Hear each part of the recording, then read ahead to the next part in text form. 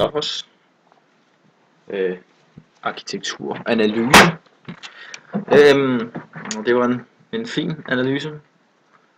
Hvis vi starter med det første eksempel her, Telenike-templet, så kommer du fint rundt om den, placerer det fint som jonisk stil, og ligesom klassificerer forskellene på dorisk og jonisk. Du og begreber som volutter og kandelurer og basis, og du påpeger også, at arkitravet er tredelt. Du siger også, at volutterne ligner skriftruller. Find et andet billede, det her billede, og de skal symbolisere visdom. Ja.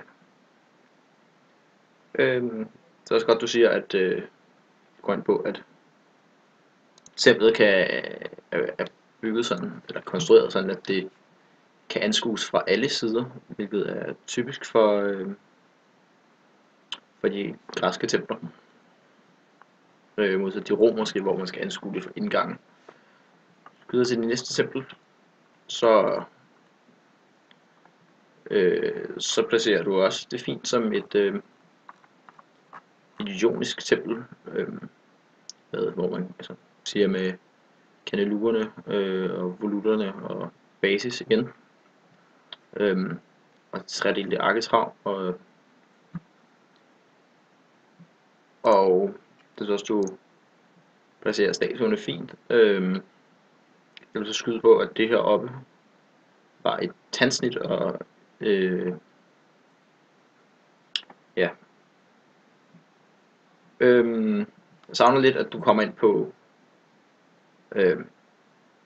ligesom rummene inde i templet, at det her er næres, det her muligvis er et nære, altså to næres, så du placerer ikke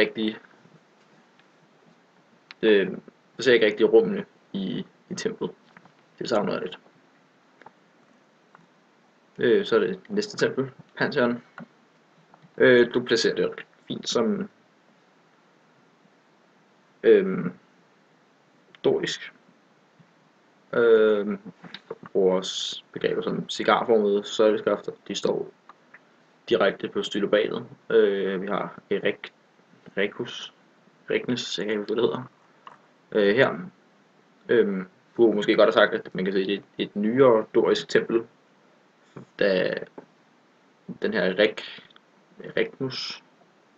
Regnes er skrå og ikke rund som de ældre doriske templer.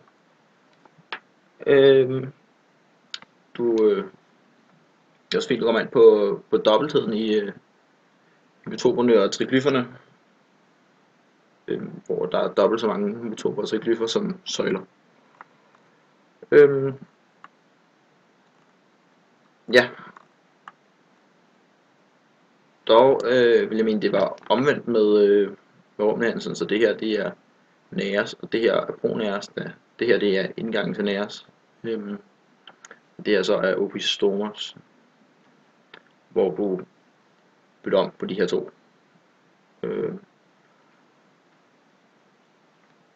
Og du får heller ikke nævnt at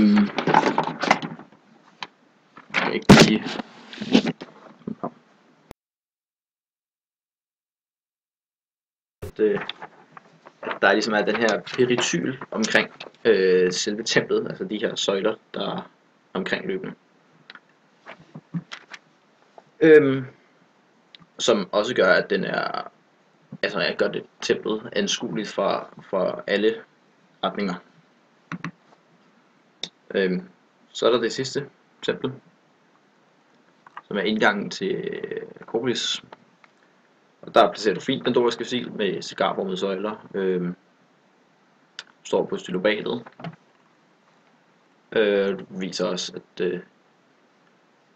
at hvad hedder det? Der er triglyfer og metoper, og siger også, at der førhen har været en tympanon. Det er plus på det. Ja, alt i alt så er det en god arkitekturanalyse. Og det var alt herfra.